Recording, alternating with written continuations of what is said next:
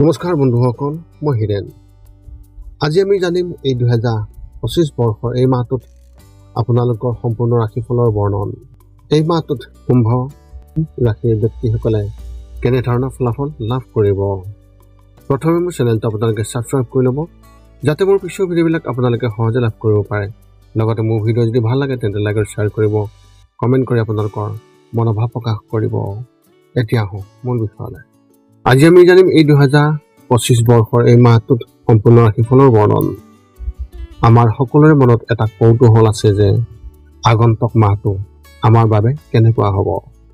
বহু ধৰণৰ প্ৰশ্ন আমাৰ মনত উদয় হয়, যেনে ব্যৱসায় বা চাকৰিৰ ক্ষেত্ৰত অগ্ৰগতি হ'বনে নহয়, বা কিবা নতুন প্ৰত্যাহ্বানৰ সন্মুখীন হ'বলগীয়া হ'ব নেকি, এনেধৰণৰ বহুতো প্ৰশ্ন।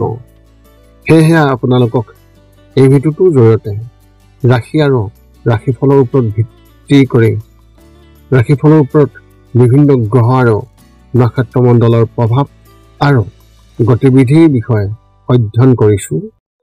এই কথা মনত ৰাখি আমি আপোনালোকক এই 2025 বৰ্ষৰ এই মাহটোত ৰাশিফলৰ মতে সঠিক মূল্যায়ন কৰিছোঁ, যাতে আপোনালোকে সেই অনুসৰি প্ৰস্তুতি চলাব পাৰে। আপোনালোকে এই ভিডিঅ'ত আপোনালোকৰ পৰিয়াল, আৰ্থিক, কেৰিয়াৰ, শিক্ষা, প্ৰেম আৰু স্বাস্থ্যৰ লগতে আৰু বিভিন্ন তথ্য আপোনালোকে এই ভিডিঅ'ত লাভ কৰিব। ইয়াৰ দ্বাৰা আপুনি জানিব পাৰিব যে আপোনাৰ ৰাশিফলৰ অনুসৰি কি কি প্ৰস্তুতি চলাব লাগিব। গতিকে আপোনাৰ ৰাশিফল অনুসৰি প্ৰস্তুতি চলাওক। অৱশ্যে আপোনালোকক এইটো জনা উচিত যে এই ভিডিঅ'টোত দিয়া যি তথ্য, এই তথ্য কোনো ব্যক্তি হিচাপে নহয়, ৰাশিফলৰ ওপৰত হোৱা যি প্ৰভাৱ, সেই প্ৰভাৱৰ বিবেচনা অনুসৰিহে এই ভিডিঅ'ত উল্লেখ কৰা হৈছে এই সকলোবোৰ তথ্য। গতিকে এনেদৰে আপুনি আপোনাৰ জীৱনত ঘটিব পৰা সকলো কথাৰ তথ্য লাভ কৰক। গতিকে কোনো পলম নকৰাকৈ এতিয়া আমি এই 2025 বৰ্ষৰ এই মাহটোত যি ৰাশিফলৰ বৰ্ণন, সেই ৰাশিফলৰ বৰ্ণন আপোনালোকক আগবঢ়াবলৈ আগবাঢ়িছোঁ। সৰ্বপ্ৰথম পাৰিবাৰিক জীৱনৰ ক্ষেত্ৰত এনেধৰণৰ। এই মাহটো আপোনাৰ পাৰিবাৰিক জীৱনৰ বাবে খুবেই ভাল হ'ব, কিন্তু কিছু কাৰণত ঘৰৰ দায়িত্ব আপোনাৰ ওপৰত পৰিব, কিন্তু আপুনি ভালদৰে পালন কৰিব। আপোনাৰ কাম আৰু আচৰণত আপোনাৰ পৰিয়ালৰ সদস্যসকলে সুখী হ'ব আৰু আপোনাৰ বুদ্ধিমত্তাৰো শলাগ লোৱা হ'ব। আপোনাৰ কোনোবা বন্ধুৱে আপোনাৰ পৰা কিবা এটা আশা কৰিব, কিন্তু আপুনি যদি সেইটোত গুৰুত্ব নিদিয়ে তেন্তে সম্পৰ্কত দূৰত্ব বৃদ্ধি পাব। সেয়েহে ইয়াৰ ওপৰত চকু ৰাখক আৰু আপোনাৰ যি ভাষণ বা যি কথা তাক আপুনি মধুৰ কৰি ৰাখিবলৈ চেষ্টা কৰক। চুবুৰীৰ কোনোবা এজনৰ লগত মতবিৰোধ হ'ব পাৰে। ব্যৱসায় আৰু চাকৰিৰ ক্ষেত্ৰত এনেধৰণৰ। ব্যৱসায়িক দৃষ্টিকোণৰ পৰা এই মাহত লাভৰ লগতে লোকচানো হ'ব। আৰম্ভণিতে কিছু নতুন চুক্তি হ'ব আৰু গ্ৰাহকসকলে আপোনাৰ ওপৰত সুখী যেন লাগিব, কিন্তু পিছৰ যি পৰিস্থিতি, সেই পৰিস্থিতিত আপোনাৰ ওলোটা হ'ব। এনে পৰিস্থিতিত শত্ৰুৱে আপোনাৰ ক্ষতি কৰিবলৈ ভাবিব। সেয়েহে আপুনি সজাগ হৈ থাকিব।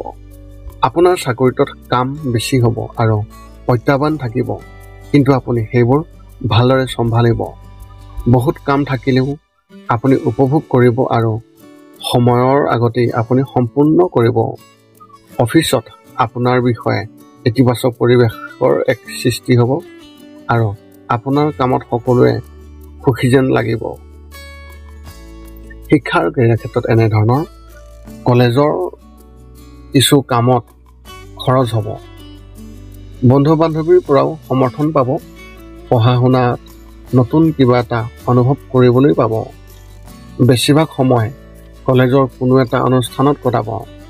কিছুমান ঘৰুৱা কামৰ বাবে ওলাই যাব লাগিব, যিটো আপোনাৰ কেৰিয়াৰৰ বাবে খুবেই ভাল হ'ব।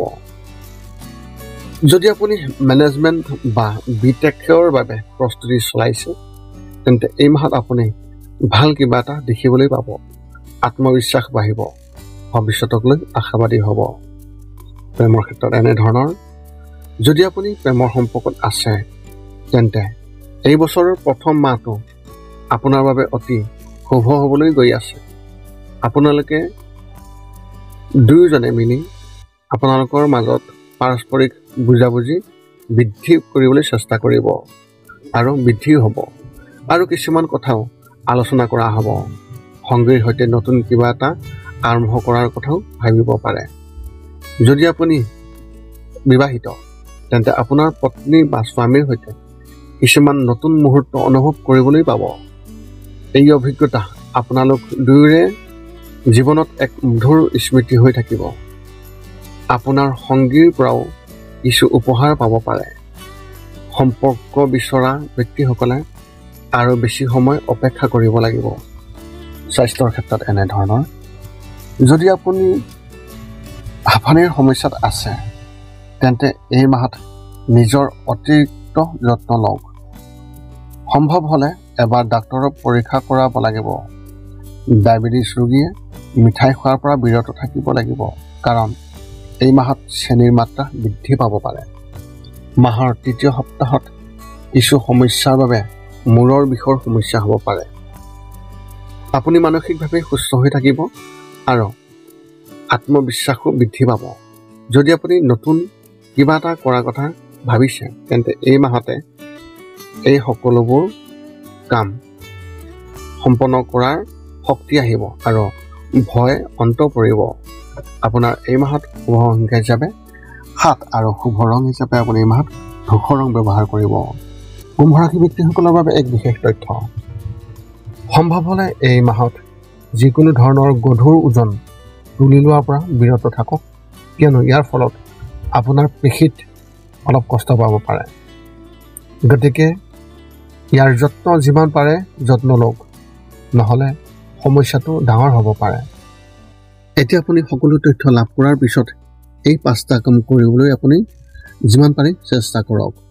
সৰ্বপ্ৰথমটো হৈছে আপুনি আপোনাৰ শৰীৰটো সুস্থ কৰি ৰাখিবলৈ দৈনিক যোগাসন কৰক, য'ত মূলতঃ 10 মিনিটৰ বাবে ওমকাৰ মন্ত্ৰ, 10 মিনিটৰ বাবে কপালভাতি আৰু 10 মিনিটৰ বাবে অনুলোম বিলোম।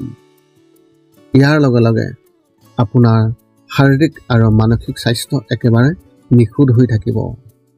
2 নম্বৰটো হৈছে ৰাতি শোৱাৰ আগতে নিস্তব্ধ আৰু নিৰ্জন ঠাইত 10 পৰা 20 মিনিট ধ্যান কৰিব লাগে। ইয়াৰ দ্বাৰা 2টা উপকাৰ পোৱা যায়। এটা হ'ল আপুনি ভাল টোপনি পাব আৰু দ্বিতীয়টো হৈছে পিছদিনা আপুনি সতেজ অনুভৱ কৰিব। ধ্যান কৰি থাকোঁতে মধ্যমীয়া শব্দৰ শান্ত সংগীতো আপুনি শুনিব পাৰে। 3 নম্বৰটো হৈছে প্ৰতি মংগলবাৰে পুৱা নিশ্চয় হনুমান চালিচা পাঠ কৰক আৰু হনুমান মন্দিৰ দৰ্শন কৰক, নতুবা আপুনি বিষ্ণু মন্দিৰ দৰ্শন কৰক। ইয়াৰ দ্বাৰা আপোনাৰ আৰু আপোনাৰ পৰিয়ালৰ যিকোনো সদস্যৰ সংকট দূৰ হ'ব আৰু সদায় সুখ আৰু শান্তি থাকিব। 4 নম্বৰটো হৈছে ঘৰৰ বাহিৰত গৰু আৰু কুকুৰক প্ৰতিদিনে আপুনি পাৰিলে খাদ্য খুৱাব লাগে। খাদ্য খোৱা আৰু যদি পাৰে চৰাই চিৰিকটি আদিকো খাদ্য আৰু পানীৰ যোগান ধৰক। এই পৃথিৱীখন যিমান আমাৰ সিমানেই সিহঁতৰো। নিতৌ ইহঁতক খুৱাই আমি তেওঁলোকৰ পৰা এক আশীৰ্বাদ লাভ কৰিব পাৰোঁ আৰু আমাৰ ওপৰত থকা গ্ৰহবোৰৰ কুপ্ৰভাৱ দূৰ হ'ব। সদশেষত 5 নম্বৰটো হৈছে আপুনি পাৰিলে মাজে মাজে চৌপাশৰ দুখীয়া ব্যক্তিসকলক আপুনি পাৰিলে সহায় কৰক আৰু ভোকাতুৰ ব্যক্তিসকলক আপুনি পাৰিলে খুৱাবলৈ চেষ্টা কৰক।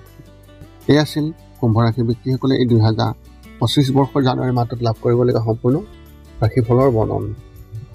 যদি আপোনাৰ মনত এতিয়াও জ্যোতিষ সম্বন্ধীয় কিবা প্ৰশ্ন আছে তেন্তে আপুনি আমাক এই ভিডিঅ'ৰ তলত কমেণ্ট কৰি আমাক অৱগত কৰক আৰু আমি আপোনালোকৰ প্ৰশ্নৰ উত্তৰ সকলো সময়তে দিবলৈ আমি সকলো সময়তে সাজু আছোঁ। পুনৰ লগ পাম অন্য এটা ভিডিঅ'ত। আজিলৈ ধন্যবাদ।